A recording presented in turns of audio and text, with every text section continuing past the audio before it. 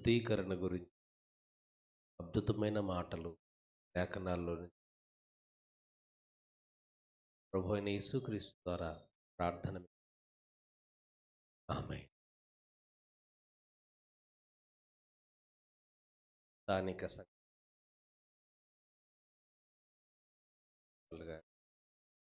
ప్రభాకర్ రావు గారు వేదిక మీద తమ్ముడు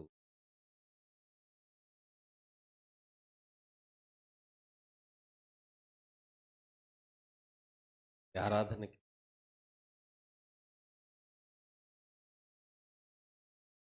వందనాలు తెలియ శుభాలు పలుకుతూ మన ప్రభు యేసుక్రీస్తు కృపలో మనలో వెళ్ళాలని కోరుకుంటూ చక్కని అంశాన్ని పెట్టాలి. యూదుల తీక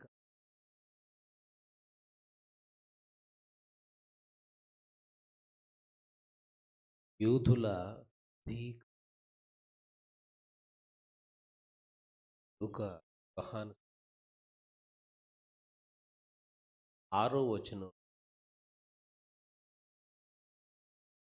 యోహాను సువార్త 2వ అధ్యాయం 6వ వచన భాగాన్ని చదువుకుందాం. యూదుల శుద్ధీకరణ ఆచారము ప్రకారము అన్నాడు ఇక్కడ.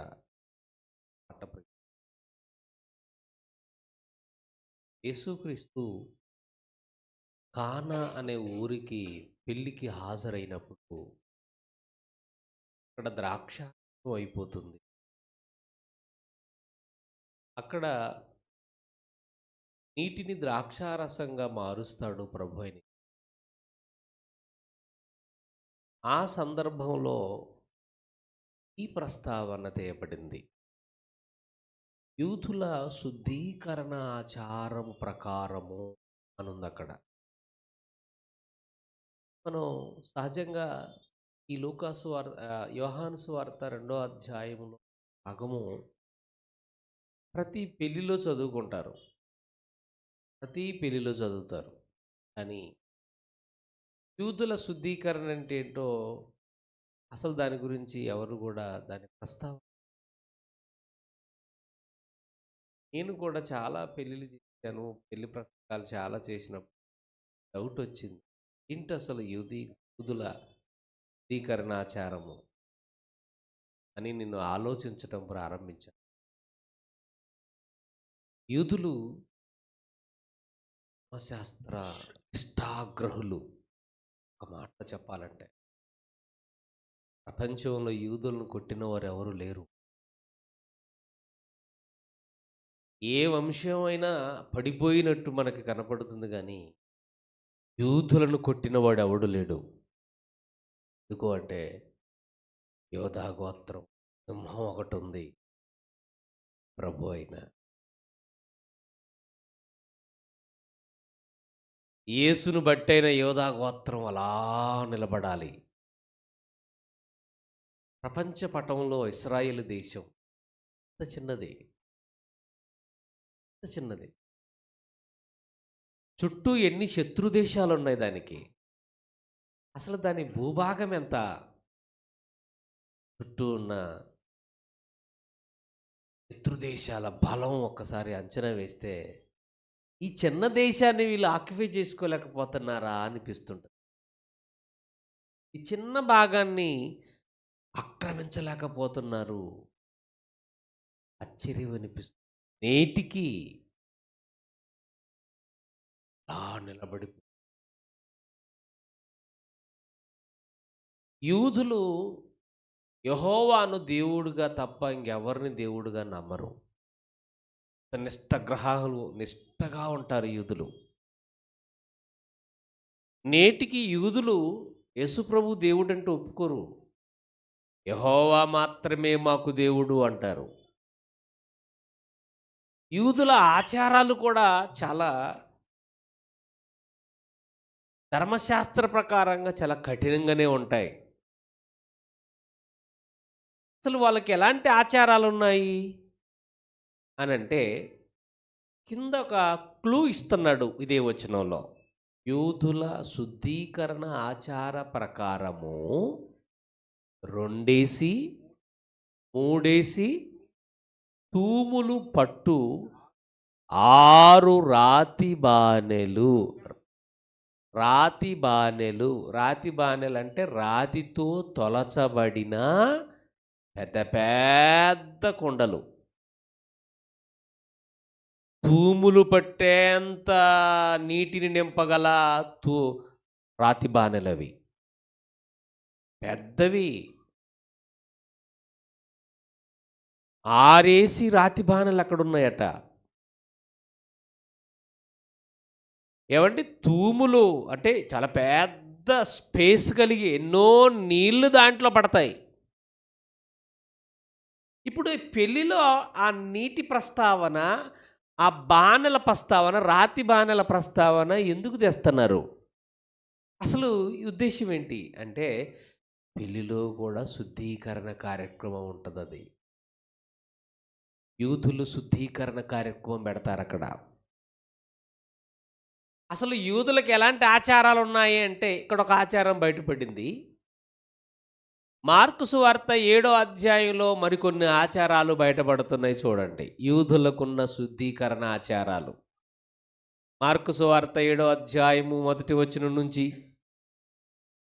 యెరూషలేము నుంచి వచ్చిన పరిసయ్యులను శాస్త్రులలో కొందరును ఆయన యొద్దకు అయిన యేసుక్రీస్తు యొద్దకు కూడి గుంపుగా వచ్చి, ఆయన శిష్యులలో కొందరు అపవిత్రమైన చేతులతో అనగా కడుగని చేతులతో భోజనము చేయుట చూచిరి. ఏమండి, వీటికి చేతులు కడుక్కోకుండా అన్నం తినేది ఎవరు? భోజనానికి కూర్చుంది ఎవరు చేతులు కడుక్కోకుండా? శిష్యులు. ఇప్పుడు అడిగేది ఎవరిని? యేసు ప్రభువారు. చూసారా, వాళ్ళని అడిగితే పోయేది, కానీ గురువు గదక ఆయన్ని అడుగుతున్నారు. ఏమని అడుగుతున్నారు? పరిసయ్యులను యూదులందరూ పెద్దల పారంపర్యాచార ప్రకారము బట్టి చేతులు కడుక్కుంటే తప్ప భోజనము చేయరు, మరియు సంతలో నుంచి వచ్చినప్పుడు నీళ్లు చల్లుకుంటే తప్ప భోజనం చేయరు. ఇదిగాక గిన్నెలు, కొండలు, ఇత్తడి పాత్రలు, నేలలో కడుగుట,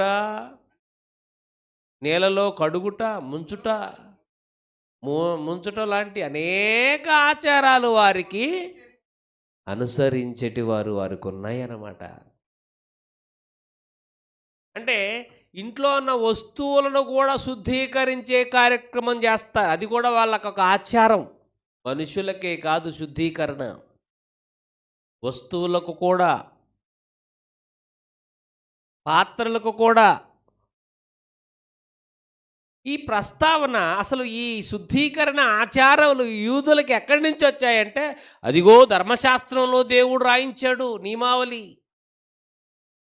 అదే వారు పాటిస్తున్నారు.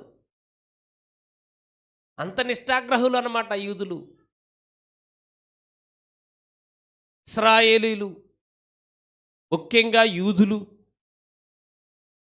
కాబట్టి వాళ్ళకి చాలా ఆచారాలు ఉన్నాయి. ఎక్కడి నుంచి వచ్చాయి ఈ ఆచారాలు అంటే, ఇదిగో ధర్మశాస్త్రములో ఉన్నవే అవి. ధర్మశాస్త్రములో మోషే ద్వారా దేవుడిచ్చినవే వారు పాటిస్తున్నట్టుగా మనకు అర్థమవుతుంది. ధర్మశాస్త్రంలో లేనిది, మోసే వారికి ఆజ్ఞాపించనిది వారు ఏది చెయ్యరు ప్రియులారా.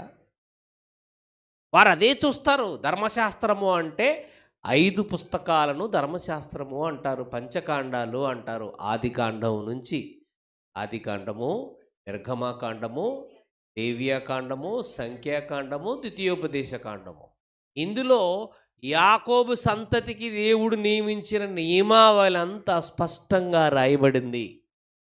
మరికొన్ని ఆజ్ఞలు, కొన్ని నిబంధనలు మిగతా ప్రవక్తల గ్రంథాలలో రాయబడ్డాయి. మేజర్గా ఈ 5 పుస్తకాలలో మనకి కనపడుతూ ఉంటుంది వారు ఎలా ఉండాలి అనేది. ప్రియమైన దేవుని వారలరా, ఇక్కడ యూదుల శుద్ధీకరణ ఆచార ప్రకారంగా ఎన్ని బాణలు ఉన్నాయట అక్కడ? 2 3 బాణలు అక్కడ ఉంచబడెను. అంటే పెద్ద పెద్ద రాతి బాణలు, అందులో నీళ్లుంటాయి, నీళ్లు నింపుతారు. ఆ నీటిని కూడా దేనితో నింపుతారో తెలుసా? ఆ నీరు అవి అవి ఏ నీటితో నింపుతారు అంటే, ఒక ఎర్రని పెయ్యని వధించి,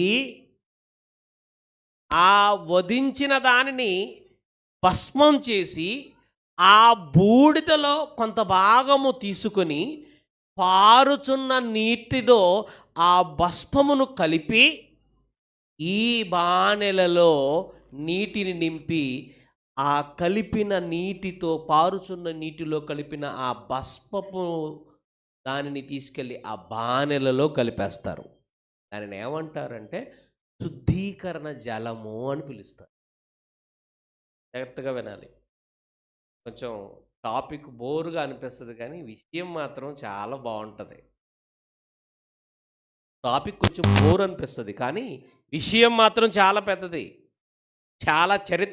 చాలా చరిత్రతో కూడుకున్నది ఇది. ఏమండి? ఒక ఎర్రని పెయ్య, దానిని వధించాలి. దానిని ఏం చేయాలి? భస్మం చేయాలి, అంటే బూడిద చేయాలి. ఆ బూడిదను పారుచున్న నీటిలో ఒక దాంట్లో కలపాలి. ఆ బూడిదంతా కాదు, కొంత బూడిదే, కొంచెం భాగం తీసుకొని ఆ కలిపిన నీటిని తీసుకెళ్ళి ఈ బాణెలో నింపిన నీళ్ళున్నాయి చూసారా, అందులో కలిపేయాలి.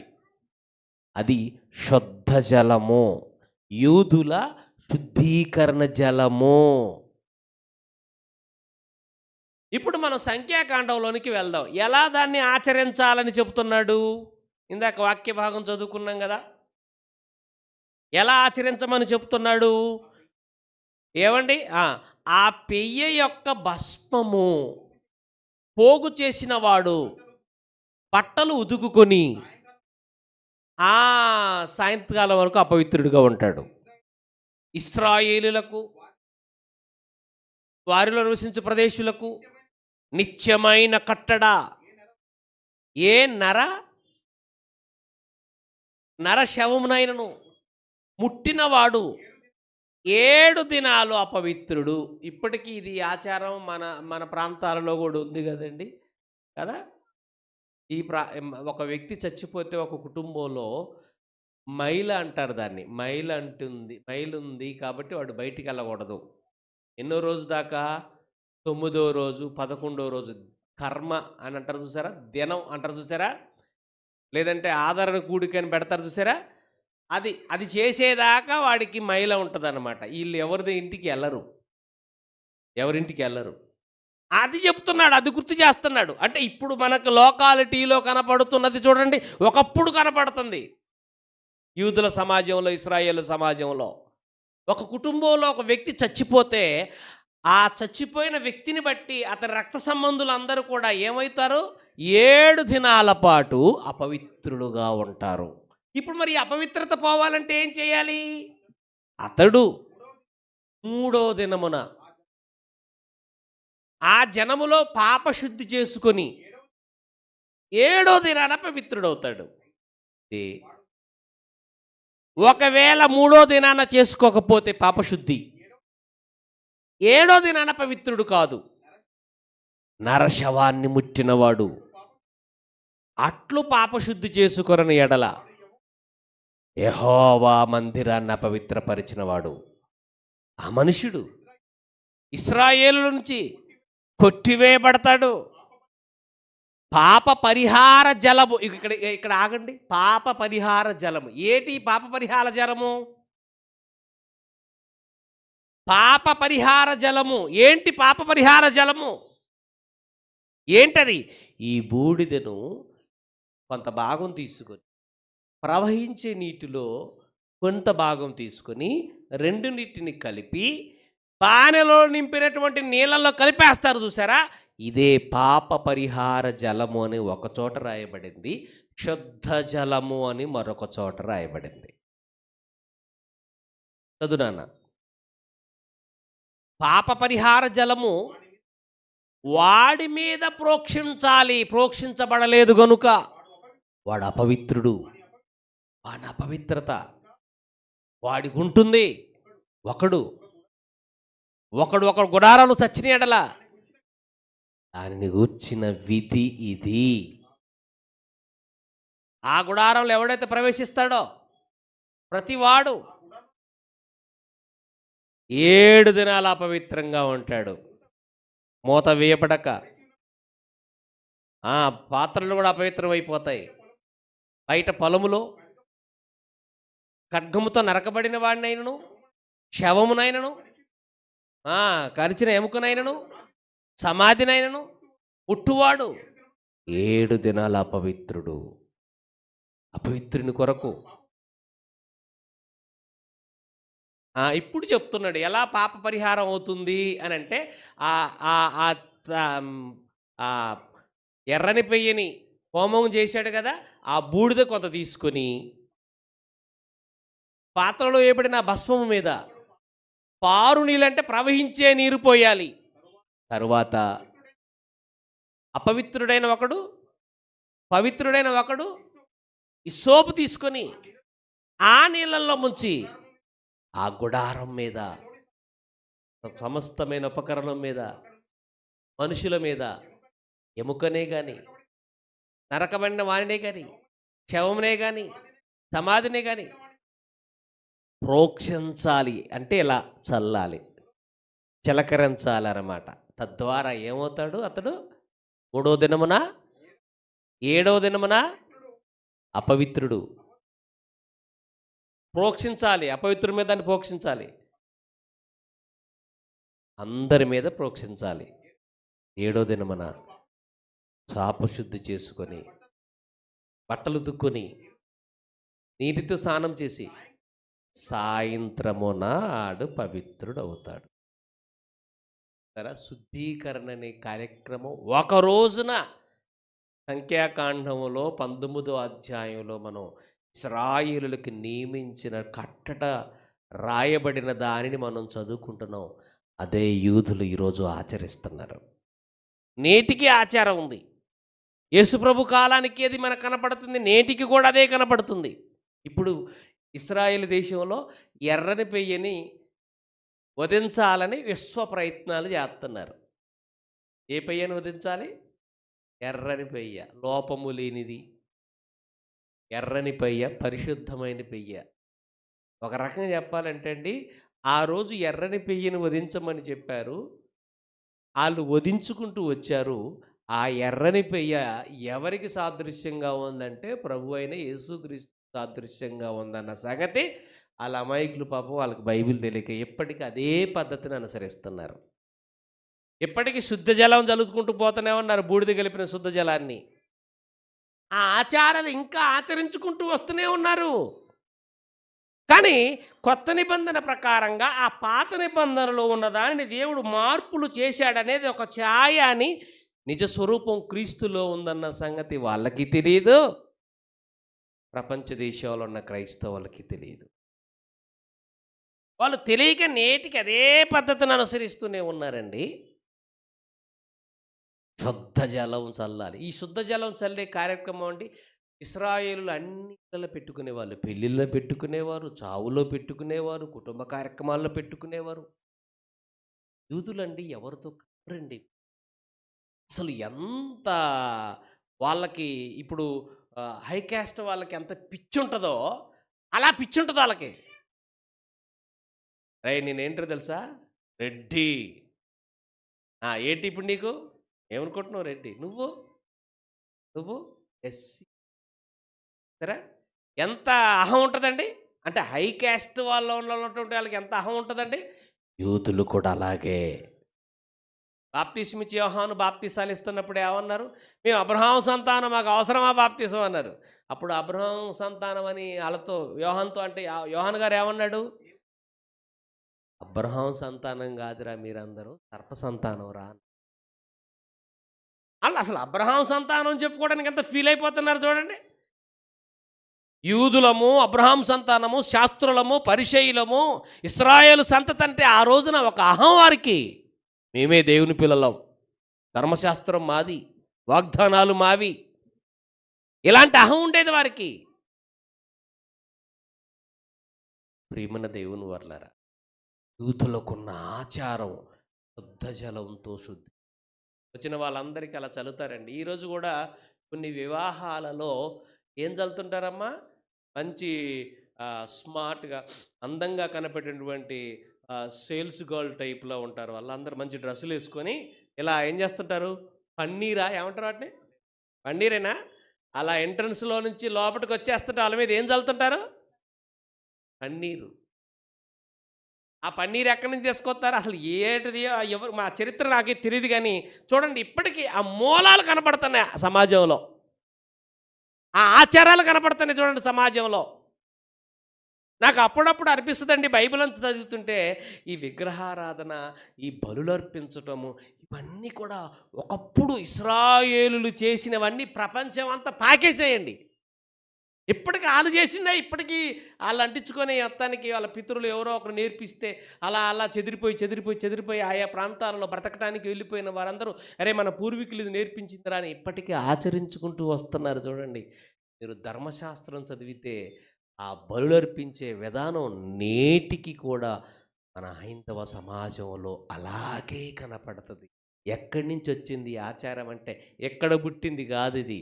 ఎక్కడి నుంచి వచ్చింది అది, మన పితరులైన వారి దగ్గర నుంచి నేర్చుకున్నారు ఇవన్నీ. కాబట్టి ప్రియమైన దేవుని వారలరా, ఒక శుద్ధ జలాన్ని తయారు చేసి ఆ శుద్ధ జలాన్ని చల్లేవారటండి పాప పరిహారార్థంగా. అందుకనే హేజికేలు గ్రంథంలో చూడండి, దేవుడు ఏమంటున్నాడో ఒక మంచి మాట మీకు ఆశ్చర్యం అనిపిస్తుందండి. దేవుడట మనల్ని శుద్ధి చేయడానికి ఏం చేస్తుంటాడు అని అంటే, అద్భుతమైన మాట హేజికేలు గ్రంథంలో దేవుడు మాట్లాడుతున్నట్టుగా మనకు అర్థమవుతుందండి. సరే మనం చదువుకుందామా, హేజికేలు గ్రంథము 36వ అధ్యాయం 25వ వచనం. హేజికేలు గ్రంథం 36వ అధ్యాయం 25వ వచనం చదువుకుందాం. మీ అపవిత్రత యావత్తు పోవునట్లు నేను మీ మీద శుద్ధ జలమును చల్లుదును, మీ విగ్రహముల వలన కలిగిన మీ అపవిత్రత అంతా తీసివేసేదను, నూతన హృదయాన్ని మీకు ఇచ్చేదను, నూతన స్వభావాన్ని మీకు ఇచ్చేదను, మీ మీద శుద్ధ జలాలు చల్లేదు అంటున్నాడు. ఏంటంటే శుద్ధ జలాలు చల్లుతాడట మన మీద. అది ఇశ్రాయేలు కాలం నాటి మాటే, ఈ మాట కూడా ఇశ్రాయేలు కాలం నాటి మాటే. మీ మీద శుద్ధ జలాలు చల్లుతారన్నాడు. అంటే ఇశ్రాయేలుకు దేవుడు నియమించిన కట్టడ ఏదైతే ఉందో ఆ ప్రకారంగా ఆ భస్మం చేసినటువంటి ఆ బూడిదను నీటిలో ప్రవహించిన నీటిలో కలిపేసి అందులో ఇసోపు అనేటువంటి ఒక మొక్కను తీసుకొచ్చి వేసి అలా వాళ్ళ మీద చల్లించటమేనా, అలాగ చేయటమేనా అంటే, ఈరోజు పన్నీరు ఏ విధంగా అయితే చల్లుతున్నారో ఇసోపు అనే మొక్కతో ఆ పాత్రలో ఉన్నటువంటి ఆ బూడిదను ప్రవహించే నీటిని కలిపేసి అలా మిక్స్ చేసి అలా చల్లేయటం అదేనా? శుద్ధ జలములు మీ మీద చల్లేదను అంటున్నాడు. మిమ్మల్ని పరిశుద్ధులుగా చేస్తానంటున్నాడు. ఆచారం వెనకాల ఒక ఆత్మీయ కోణం ఉంది ప్రియమైన దేవుని. ఆ రోజు వారికిచ్చిన ఆచారం వెనకాల మనకి ఒక ఆత్మీయ కోణం ఉంది. మనకొక ఆత్మీయ కోణం ఉంది. యూదులకున్న శుద్ధీకరణ ఆచారం ఏదైతే ఉందో అది, దాని వెనకాల ఒక ఆత్మీయ భావాన్ని మన ముందు కొత్త నిబంధన సంఘానికి దేవుడు పెట్టాడు. రోజున యూదులు ఆచరించిన ఆచారాలన్నిటినీ మిక్స్ చేసి ఇప్పుడు శుద్ధీకరణ ఎవరు చేస్తున్నారో బైబిల్లో చక్కగా చెప్పబడింది. చూద్దామా? నీకు ఆశ్చర్యం కలిగిస్తుందండి. శుద్ధీకరణ అనే కార్యక్రమాన్ని ఇప్పుడు ఎవరు ట్యాకప్ చేశారు, ఎవరి ద్వారా దేవుడు జరిగిస్తున్నాడు ఒక్కసారి చూడండి. హెబ్రీ పత్రిక మొదటి అధ్యాయము, హెబ్రీలకు రాసిన పత్రిక మొదటి అధ్యాయము, హెబ్రీలకు రాసిన పత్రిక మొదటి అధ్యాయము మనం చూడగలిగితే, మొదటి అధ్యాయము 3, 4 వచనాలు.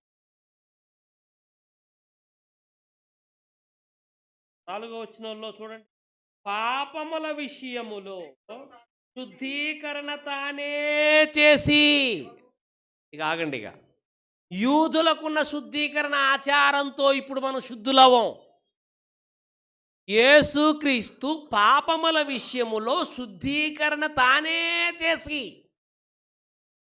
అంటే శుద్ధీకరణ అనే దానిని యేసుక్రీస్తు టేకప్ చేశాడు. యూదులు ఆచరించిన ఆచారం కాదది.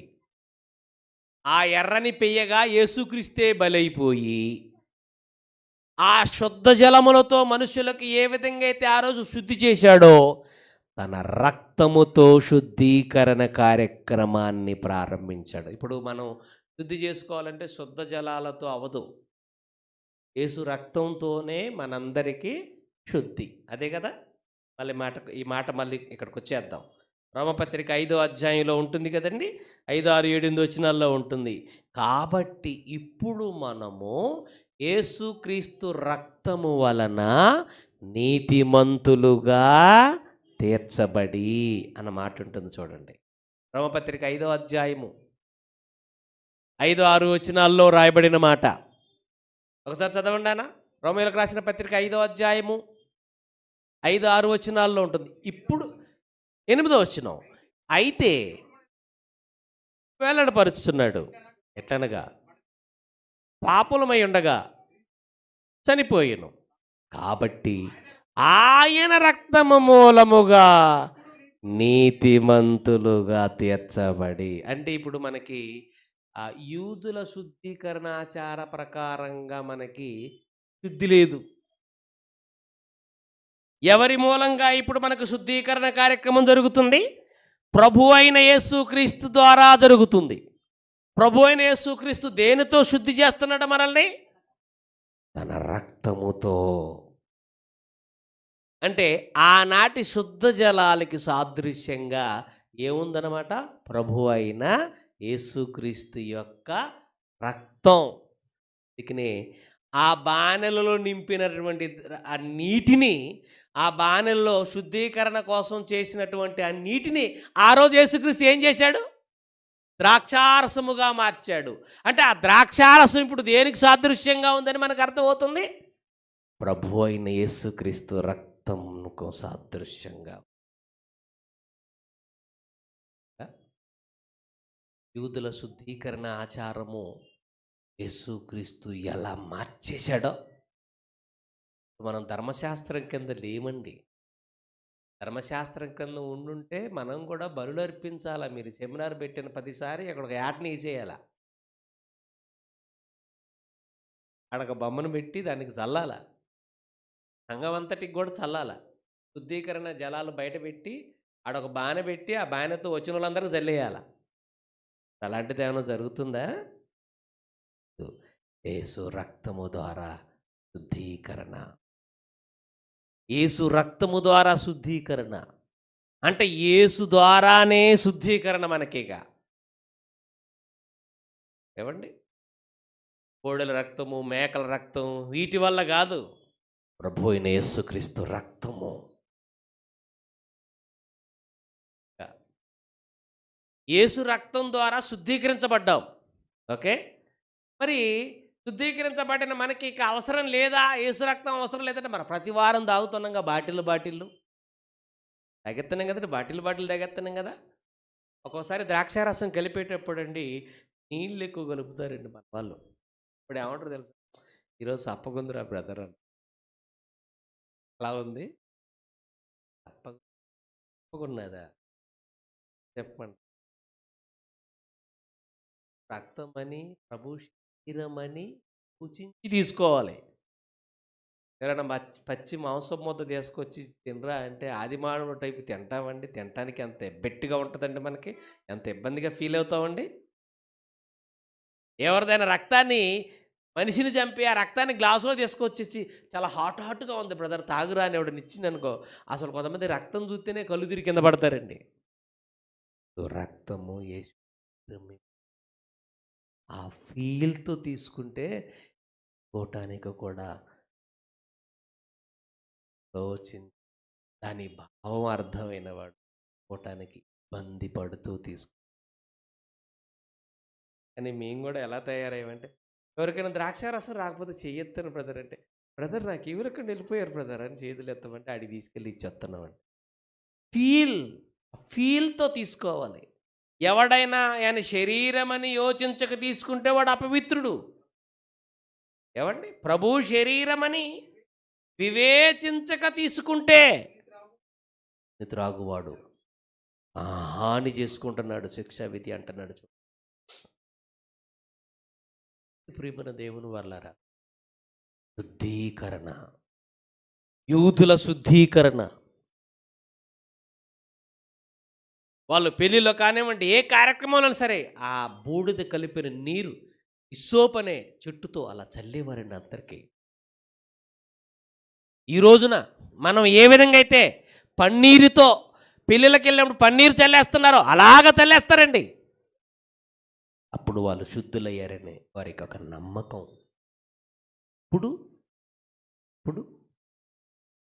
ఆ శుద్ధ జలాలకు సాదృశ్యంగా ద్రాక్షారసం ఉంది, ఆ శుద్ధ జలాలకు సాదృశ్యంగా వాక్యం ఉన్నది, ఆ శుద్ధ జలాలకు సాదృశ్యంగా ఏవండి క్రీస్తు శరీరము, క్రీస్తు రక్తము మన మధ్యకి దేవుడు తీసుకొచ్చాడు.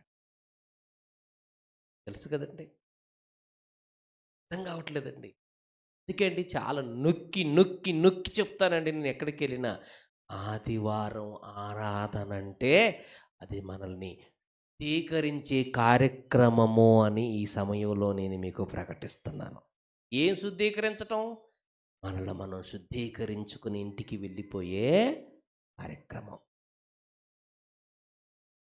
ఇప్పుడు శుద్ధ జలాలు చల్లేస్తున్నాను నేను ఇప్పుడు మీకు. ఏంటి ఆ శుద్ధ జలాలు? వాక్యం. ఇప్పుడు నేను మీ మీద చల్లేస్తున్నానండి. మీరు వాక్యం వింటున్నప్పుడు ఏమైపోతుంటారో తెలుసా అండి? ఏమంటే మనం స్నానం చేస్తున్నప్పుడు మన ఒంటి మీద ఉన్నంత మురికి అంతా పోతూ ఉంటుంది కదా, పోతూ ఉంటుంది. స్నానాలు ఎందుకు చేస్తామండి? స్నానం ఎందుకు చేస్తాం? బయట అలా కాసేపు 1 గంట 2 గంటలు అలా ఏదన్నా పని మీద బయటికి వెళ్ళేసి ఇంటికి రాగానే ఫ్రెష్ అప్ ఎందుకు అవుతాం? ఫేస్ వాష్ చేసుకుంటాం. ఎందుకు చేసుకుంటాం? శుద్ధీకరణ. అవునా? దేవుడి సన్నిధిలో కూడా శుద్ధీకరణ కార్యక్రమం జరుగుతుంది. వాక్యముతో ఉదక స్నానం. ఎఫెసీ పత్రికలో 5వ అధ్యాయము 27వ వచనం చూడండి. వాక్యముతో ఉదక స్నానము అంటే శుద్ధ జలాలు అన్నమాట. వాక్యము దేనికి సాదృశ్యంగా ఉంది? వాక్యం కూడా దేనికి సాదృశ్యంగా ఉంది? శుద్ధ జలములకు సాదృశ్యంగా ఉంది. మిమ్మల్ని పవిత్రపరుస్తున్నాడు దేవుడు ఇక్కడ. అంటే సంఘానికి ఎందుకు వస్తున్నామంటే పరిశుద్ధపరచబడటానికి వస్తున్నాం మనమంతా. ఏవండి, పరచబడటానికి వస్తున్నాం. మన శరీరానికి ఆత్మకు కలిగినటువంటి కల్మషం ఇక్కడ దేవుడి సన్నిధిలో పోగొడతాడు దేవుడు. వాక్యం విన్నంతసేపు ఎలా ఉంటుందండి చెప్పండి? మన మనసు కూడా ఎలా ఉంటుంది? తొందరపడ్డాను, బాధపడుతుంటామండి. ఇలా చేయకూడదే, ఎలా చేశాను నేను అని దేవుడి సన్నిధికి వచ్చిన తర్వాత ఒక నిర్ణయానికి వస్తుంటాం. మనసు నూతనం అవుతూ ఉంటుందండి దేవుని సన్నిధిలో ఉన్నంతసేపు. కానీ విచిత్రం ఏంటి చెప్పమంటారా?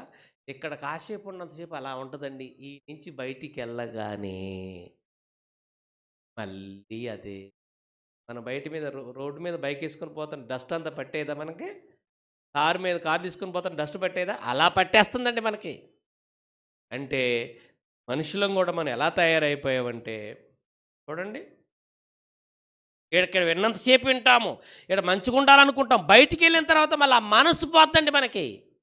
అదే శరీరానికి ఆత్మకు కలిగిన కల్మషం. దానిని పోగొట్టడానికి దేవుని సన్నిధి పోగొట్టుకోవడానికి కావాలి. ఇప్పుడు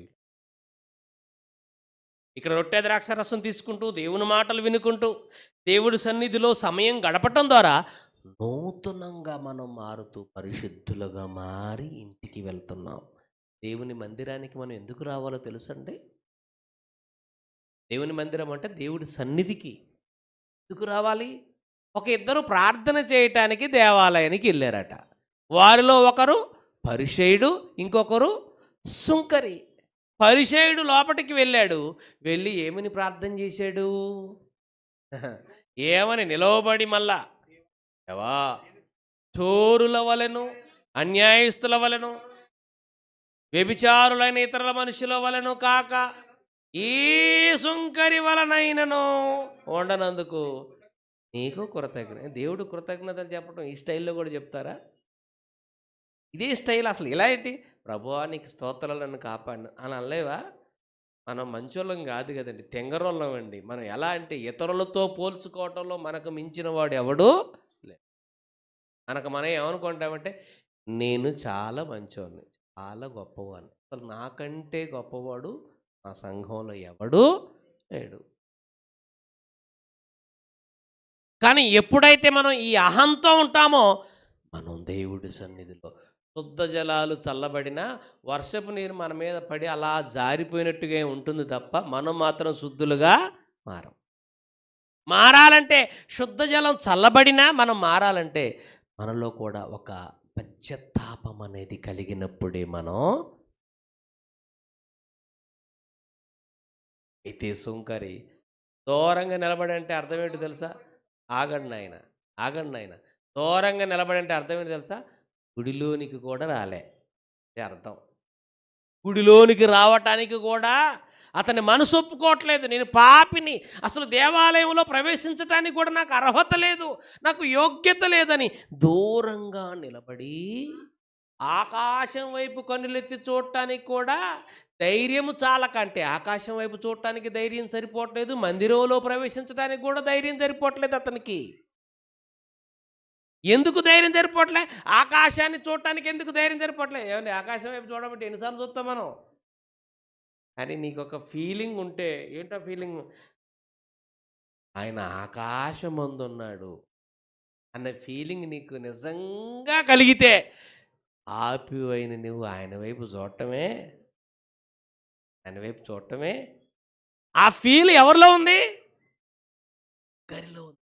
పాపిని, ఆకాశము, ఆసనం అక్కడున్నాడు ఆయన, ఆయన వైపు చూడటానికి కూడా నాకు యోగ్యత లేదు, ఆయన సన్నిధిలో ప్రవేశించడానికి కూడా నాకు అర్హత లేదు, అలాంటి అర్హుని కాదు నేను అని దూరంగా నిలబడి ఆకాశం వైపు చూడటానికి కూడా కనులు తాపి చూ అర్హత లేనివాడిగా తనను తాను తగ్గించుకొని ధైర్యం చాలక రొమ్ము కొట్టుకుంటూ, అది కూడా మళ్ళీ పాపినైన నన్ను కరుణించయ్యా. అప్పుడు యేసు ప్రభువారు వీళ్ళిద్దరిలో ఎవరు దేవుడి సన్నిధికి వచ్చి పరిశుద్ధులుగా ఇంటికెళ్ళారని రిపోర్ట్ ఇచ్చాడండి? నీతిమంతుడుగా. అతని కంటే ఇతడు అంటే పరిసయ్యుడి కంటే సుంకరే నీతిమంతుడుగా తీర్చబడి తన ఇంటికి వెళ్ళాడు. అంటే దేవుని సన్నిధికి ఎందుకు రావాలి? ఇక్కడికి ఎందుకు వస్తున్నాం మనం? నీతిమంతులుగా తీర్చబడి ఇంటికి వెళ్ళటానికి వస్తున్నాం. ఇది శుద్ధీకరణ కార్యక్రమం ఇదంతా. ఒకరోజు శుద్ధ జలాలతో శుద్ధి చేస్తున్న దేవుడు వాక్యమైన ఉదక స్నానంతో మిమ్మల్ని శుద్ధి చేస్తున్నాడు. మీలో పశ్చాత్తాపం కలిగేలాగా చేసి మిమ్మల్ని శుద్ధులు చేస్తున్నాడు. రొట్టె ద్రాక్షారసముతో మిమ్మల్ని శుద్ధులు చేస్తున్నాడు. నా ప్రియమైన శుద్ధులైపోవటానికి వస్తున్నాం. ఇది శుద్ధీకరణ కార్యక్రమం. అప్పుడప్పుడు కొంతమందికి వాళ్ళకి డిస్ట్రిబ్యూట్స్ ఉంటాయి. వాడు నా చేతికి దొరకాల, వాడిని కడిగేస్తాను చూడు అంటాం మనం. దొరికిన రోజున ఏం చేస్తావు? కడిగేస్తావు. ఏం పెట్టి కడుగుతావు? ఏం పెట్టి? మాటలు పెట్టే కదా.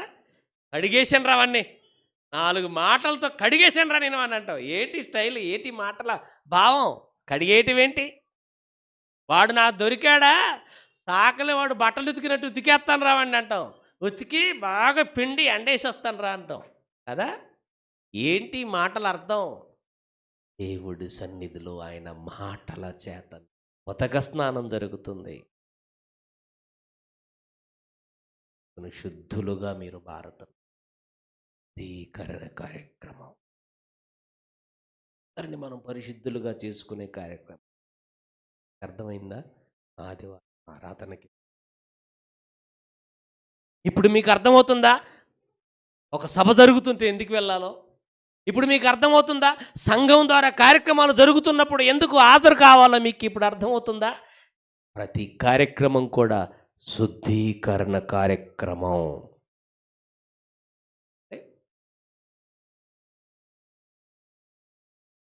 మన పిల్లలకి స్నానం చేయిస్తాం. స్నానం చేసే సీన్ ఒకసారి గమనించండి. అమ్మ బిడ్డకి స్నానం చేయి, అప్పుడు అమ్మ ఓర్పు, అమ్మ ఓపిక, నమస్కారం పెట్టాలి కదా. ఆ పిల్లాడు నీళ్ళు పోతుంటే ఏడుస్తుంటాడు ఏడుస్తుంటాడు. కొంచెం గోరువెచ్చగా, ఏ ఓవర్గా హీట్గా ఉంటే ఆడి బొబ్బలు వచ్చేస్తాయి కనుక గోరువెచ్చగా తల్లి పరీక్షలు చేస్తుంది, సరి చేయి అందులో పెడుతుంది, కొత్తదిలే ఆ వేడి నీటితో గోరువెచ్చగా ఉన్న వేడి ఆ బిడ్డ మీద రుద్దు, సబ్బుతో బేబీ సోప్తో మళ్ళీ దినుగా చేస్తుంది తల్లి. ఓకే, అర్థమైంది కదా ఇది. ఈ సీన్ మీకు అర్థమైతే ఒక సంఘ కాపరి సంఘంలో వాక్యం చెప్తున్నాడంటే ఒక బిడ్డకి స్నానం చేయించటంతో సమానం. ఒక సంఘంలో ఒక సంఘ కాపరి వాక్యం చెప్తున్నాడంటే అర్థమేంటో తెలుసా? ఒక బిడ్డకి ఒక తల్లి స్నానం చేస్తుంది చూసారా, శుద్ధీకరణ, దానితో సమానం.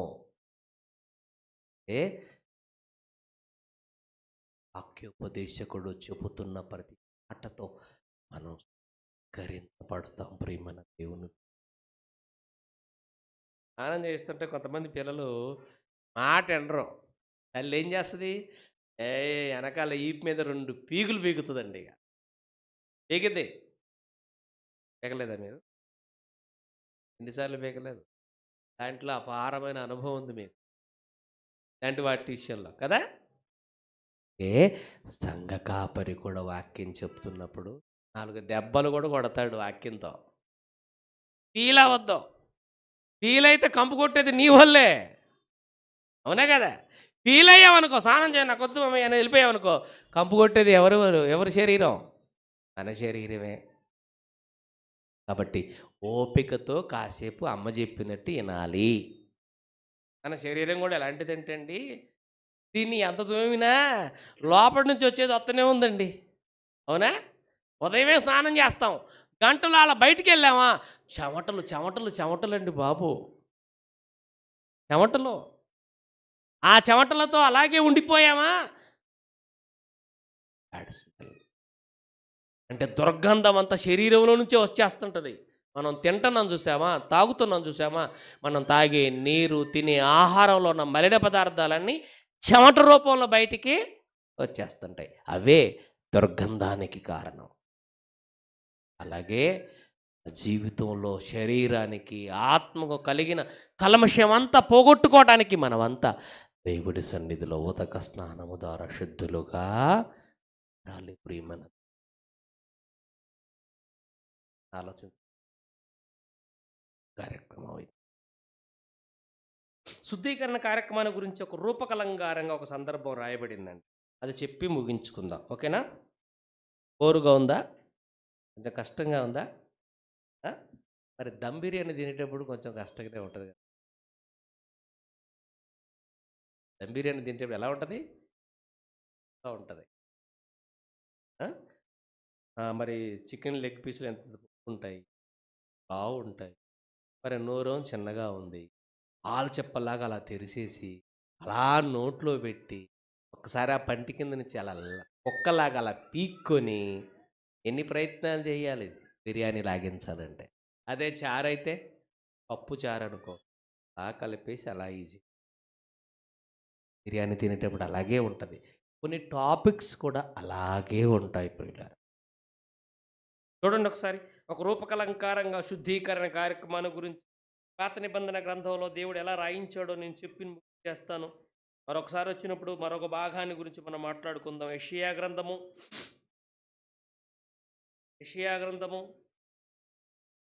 6వ అధ్యాయము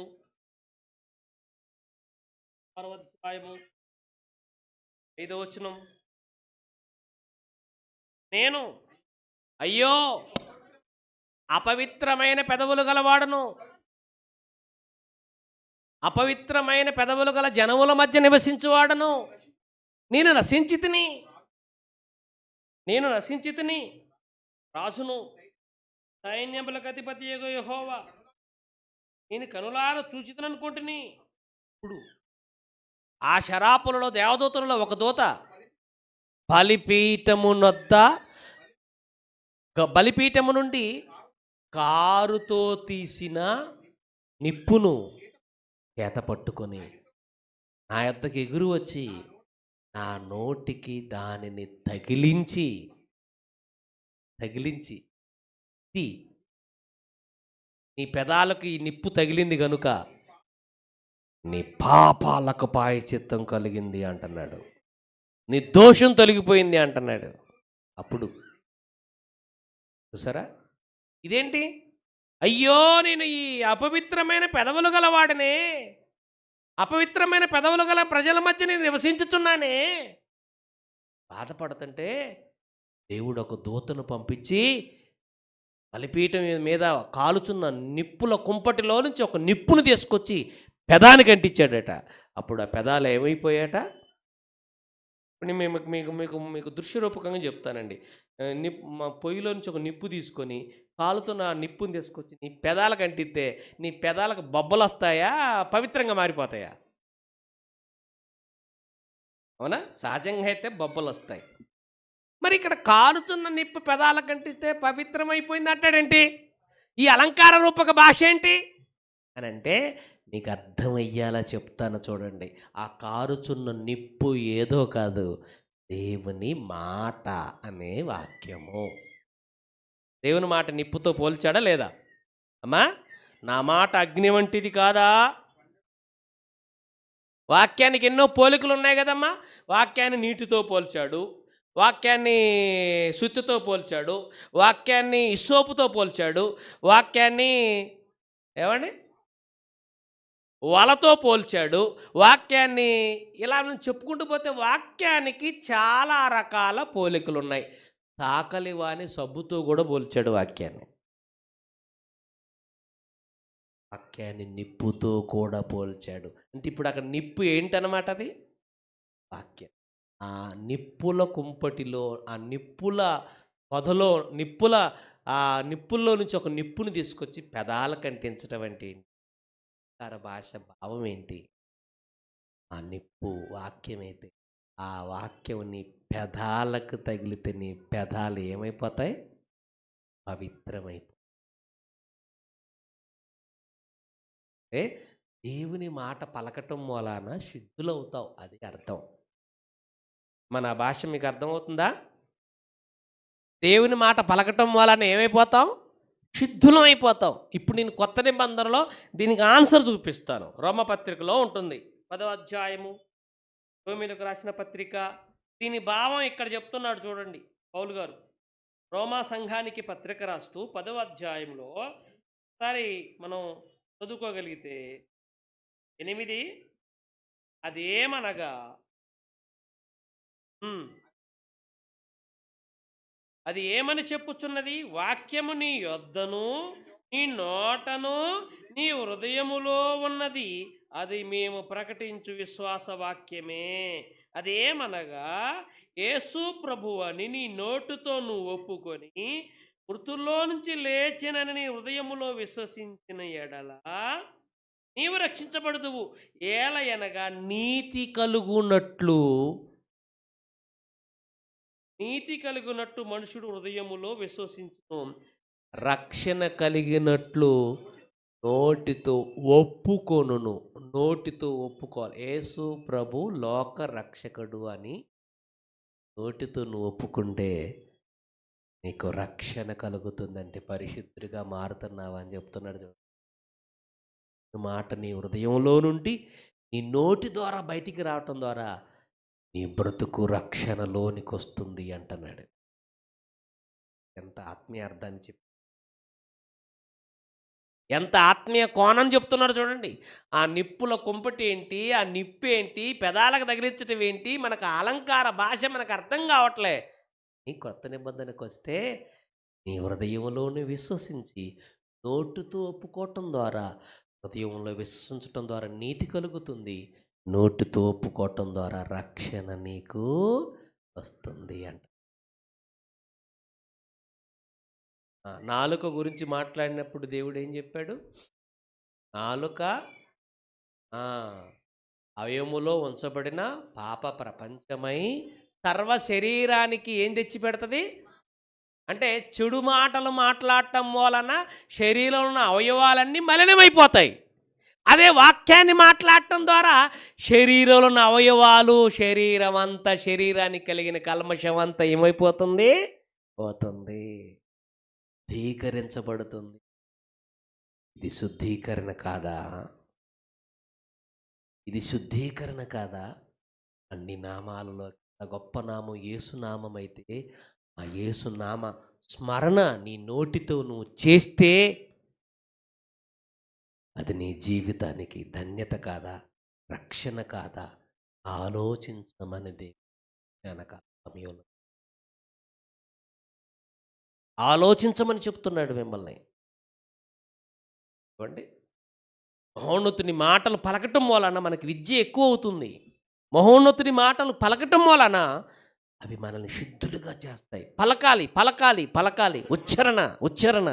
విశ్వసించి ఉచ్చరించాలి, విశ్వసించి ఉచ్చరించాలి, విశ్వసించి ఉచ్చరించాలి. తద్వారా శుద్ధీకరణ. నీకు జీవం. చెడ్డ మాటలు పలకటం వలన ఈ నాలుకను బట్టి నీ నోరు, నోటిని బట్టి నీ పెదాలు, ఏవండి నీ అవయవాలు అన్నీ పొల్యూట్ అయిపోతున్నాయి చెడు మాటలు పలకటం వలన. నాలుక అవయములో ఉంచబడిన పాప ప్రపంచంగా దేవుడు చేశాడు, సాతాను చేసేసింది. ఆ పాప ప్రపంచం ద్వారా బయటికి వస్తున్న మాటలను బట్టి నీ చేతులు, నీ కళ్ళు, నీ కాళ్ళు అన్నీ అపవిత్రమైపోతున్నాయి. అదే సత్యమైన మాటలు పలకటం వలన నువ్వు శుద్ధీకరించబడుతున్నావు. నీ మాటలను బట్టే మంచివాడివో చెడ్డవాడివో, అంటే నీతిమంతుడవో అపవాదివో నీతిమంతుడవో తీర్పు పొందుతావు రేపు. అదే మంచి మాటలు మాట్లాడటం వలన మంచివాడివిగా తీర్పు పొందుతావు, చెడ్డ మాటలు మాట్లాడటం వలన నీతిమంతుడుగా తీర్పు పొందుతావు. అలా వచ్చి మూలంగా శుద్ధీకరించబడుతున్నామో, విడిపోతున్నామో, అపవిత్రుడుగా మారిపోతున్నామో ఒక్కసారి మరల మనం ఆలోచించుకోవాలి కదండి. చెడంటే చెవులు కోసుకుంటాడండి మనిషి. చెడు మాటలంటే ఏం చేస్తాడు మనిషి? చెవులు కోసుకుంటాడు. అదే మంచి అంటే పెద్ద ఇంట్రెస్ట్ చూపించడండి. చెడు వినకు, చెడు మాట్లాడకు, చెడు చూడకు అని ఒకరోజు యెషయా గ్రంథంలో దేవుడు చెబితే అది ఎందరికి అర్థమైంది నా ప్రియమైన దేవుని పిల్లలారా? అది ఎంతమందికి అర్థమైంది? చెడు మాట్లాడకు, చెడు వినకు, చెడు చూడకు అని చెప్పాడు. కానీ చూస్తున్నారు. చెడు చూడకు అంటే చూస్తున్నారు, చెడు వినకు అంటే వింటున్నారు, చెడు మాట్లాడకు అంటే మాట్లాడుతున్నారు.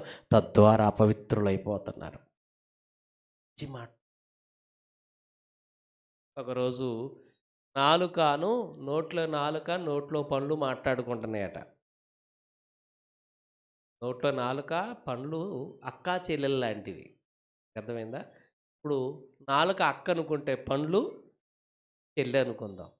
అక్క చెల్లితో అంటుంది, చెల్లి అక్కతో అంటుంది.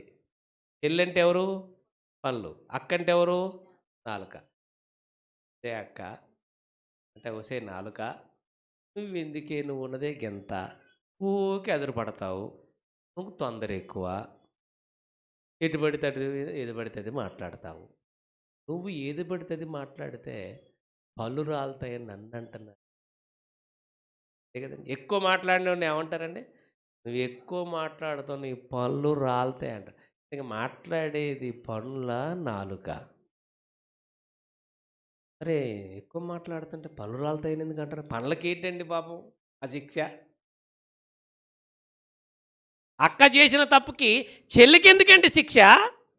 అంటే ఇక్కడ ఒక లాజిక్ ఉంది, మీకు తెలియదు. నోట్లో మాట స్పష్టంగా బయటికి రావాలంటే, నాలుక మాట స్పష్టంగా బయటికి పంపించాలంటే సహాయం చేసేది చెల్లి. చెల్లి అంటే ఎవరు? పనులు సహాయం చేస్తాయి. అంటే మాట స్పష్టంగా రావటానికి పనుల సహాయం కావాలి. అందుకే ముందు పళ్ళు రాలగొడితే నాలుక మాట స్పష్టంగా బయటికి రాదు. దద్దన్న పప్పన్న. మీకు అర్థమైందా?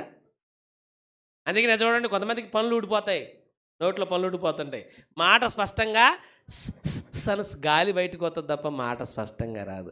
అంటే నోటి మాటల్లో స్పష్టత రావాలంటే ఇగో ఈ ముందు పనులు ఊడిపోకుండా జాగ్రత్త చేసుకుంటే నీకు శుభవార్త చెప్తున్నా. నోటి ముందు ఉన్న పనులు జాగ్రత్తగా చేసుకో. ఎక్కువ మాట్లాడేవాడి పనులు రాలిపోతాయి. జాగ్రత్త. బాగా మాట్లాడుతుంటారు, అబద్ధాలు బాగా చెప్తుంటారు. అబద్ధాలతోనే జీవితం అంతా అబద్ధం అబద్ధం అబద్ధం అబద్ధం, అంతా అబద్ధం, అన్నీ అబద్ధాలే. అలాంటి వాళ్లకు దేవుడు విధించే శిక్ష పనులు రాలతాయి. జాగ్రత్త. ఈ శిక్ష నేను చాలామందిని కళ్ళతో చూశానండి, అనుభవంతో చెప్తున్నా. నోరు ఎంత తగ్గించుకుంటే అంత, నోరుంది కదని ఇష్టం వచ్చినట్టు మాట్లాడావా పళ్ళు రాలిపోతాయి.